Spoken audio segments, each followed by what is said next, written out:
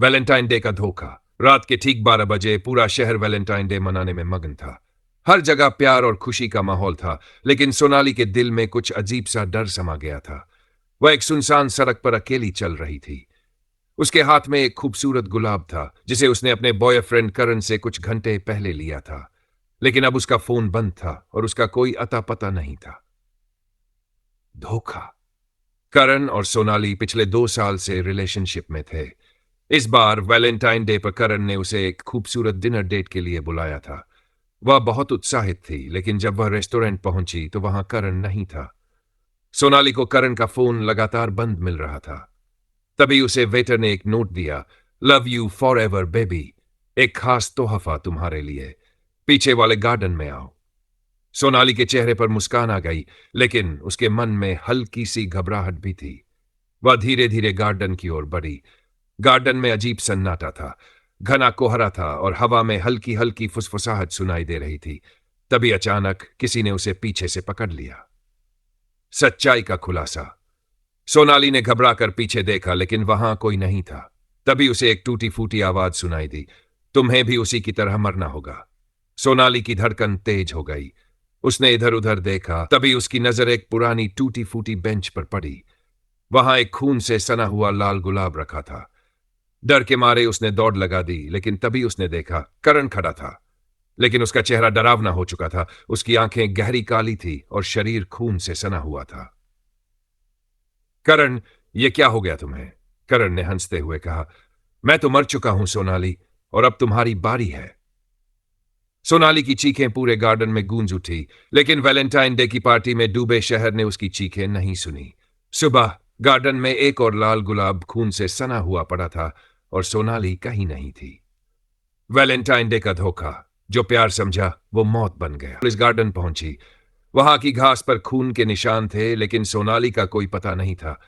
लोगों का कहना था कि रात भर गार्डन से किसी लड़की की चीखें आ रही थी, लेकिन कोई भी वहां जाने की हिम्मत नहीं कर पाया। इंस्पेक्टर अरमान ने गुलाब के पास से एक पुरानी घड़ी बरामद की, जो खून से लथपथ थी। यह घड़ी करण की थी। करण की मौत की सच्चाई। पुलिस ने छानबीन शुरू की। सोनाली की कॉल डिटेल निकाली गई तो पता चला कि करण पिछले 6 महीने से गायब था। क्या? लेकिन सोनाली तो कह रही थी कि कल ही करण ने उसे डिनर के लिए बुलाया था। जांच आगे बढ़ी और एक चौंकाने वाली सच्चाई सामने आई। करण की 6 महीने पहले एक रहस्यमयी हत्या हो चुकी थी। उसका शव इसी गार्डन के पास मिला था, लेकिन उसके चेहरे की हालत इतनी खराब थी कि उसकी पहचान कर पाना मुश्किल था। सोनाली की आखिरी लोकेशन। साइबर टीम ने सोनाली का आखिरी फोन लोकेशन ट्रेस किया। उसका फोन उसी हॉन्टेड गार्डन में बंद हुआ था जहां करण की हत्या हुई थी। पुलिस ने वहां और खोजबीन की तो उन्हें गार्डन के अंदर एक पुरानी अंधेरी कुएं जैसी जगह मिली। जब उन्होंने अंदर झांका तो सोनाली की डेड बॉडी वहां पड़ी थी, लेकिन उसकी आंखें फटी हुई थी, जैसे मरने से पहले उसने कुछ बहुत डरावना देखा हो। उसके हाथ में वही खून से सना हुआ गुलाब था और पास में दीवार पर लिखा था, love you for ever baby. अभी कहानी खत्म नहीं हुई। इंस्पेक्टर अरमान केस फाइल करने के लिए पुलिस स्टेशन पहुंचा, लेकिन जैसे ही उसने सोनाली की तस्वीर उठाई, अचानक पुलिस स्टेशन की लाइट छपकने लगी। उसके फोन पर अचानक एक मैसेज आया। I am still waiting for you baby, next Valentine's day it's your turn. पसीने से भीगा इंस्पेक्टर अरमान हड़बड़ा कर खड़ा हो गया, लेकिन जैसे ही उसने मोबाइल स्क्रीन देखी, फोन ऑटोमेटिक स्विच ऑफ हो चुका था। क्या तुम अगले वैलेंटाइन डे पर गार्डन में जाओगे? अरमान की रहस्यमयी मौत के बाद वह गार्डन पूरी तरह बंद कर दिया गया। पुलिस ने उसे शापित प्रेमियों का गार्डन घोषित कर दिया। लेकिन क्या कहानी यहीं खत्म हो गई थी? 5 साल बाद एक नई प्रेम कहानी। वर्ष दूधीड, वैलेंटाइन डे की शाम, अनिरुद्ध और साक्षी, जो कॉलेज के प्रेमी थे, शहर से दूर घूमने के लिए निकले। अनिरुद्ध को रोमांच पसंद था, इसलिए वह अपनी बाइक पर साक्षी को लेकर वही बंद पड़ा गार्डन देखने चला गया। अनिरुद्ध, ये जगह सही नहीं लग रही। साक्षी ने डरते हुए कहा, अरे डार्लिंग, बस 5 मिनट, बस देखेंगे और निकल जाएंगे। गार्डन के अंदर घुसते ही ठंडी हवा का झोंका आया। अचानक गार्डन की टूटी हुई बेंच पर एक साया बैठा दिखाई दिया। अपरिचित प्रेमी या भूत? अनिरुद्ध ने देखा कि वह एक पुलिस वर्दी पहने आदमी था जो सिर झुकाए बैठा था।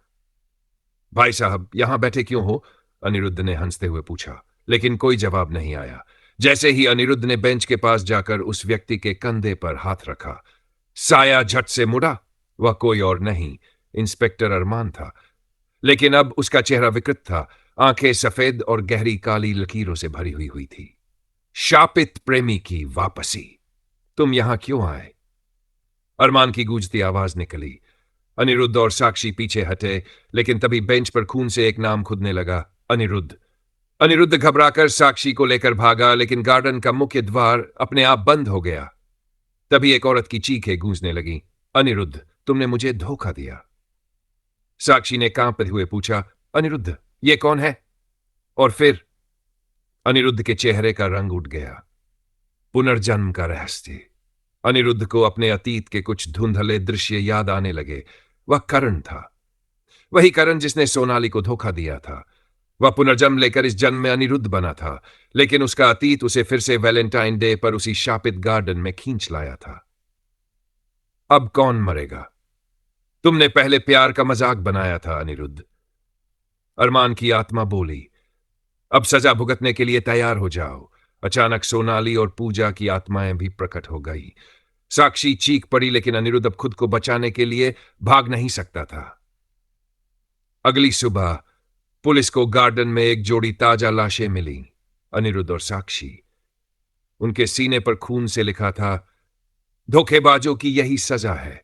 क्या यह सच में खत्म हो गया, या अगले वैलेंटाइन डे पर फिर कोई नया प्रेमी इस गार्डन में फंसेगा? शहर में एक नया रोमांटिक ट्रेंड शुरू हुआ था। कपल्स हॉन्टेड वैलेंटाइन चैलेंज के तहत उस शापित गार्डन में जाकर अपनी बहादुरी साबित करने लगे थे। युवा जोड़ों को लगता था कि यह सब बस एक अफवाह थी, लेकिन जो अंदर जाते वे कभी वापस नहीं आते। एक और मूर्खता। इस बार रोहित और प्रिया नाम का एक जोड़ा इस चैलेंज को पूरा करने आया। डर लग रहा है, रोहित ने हंसते हुए कहा।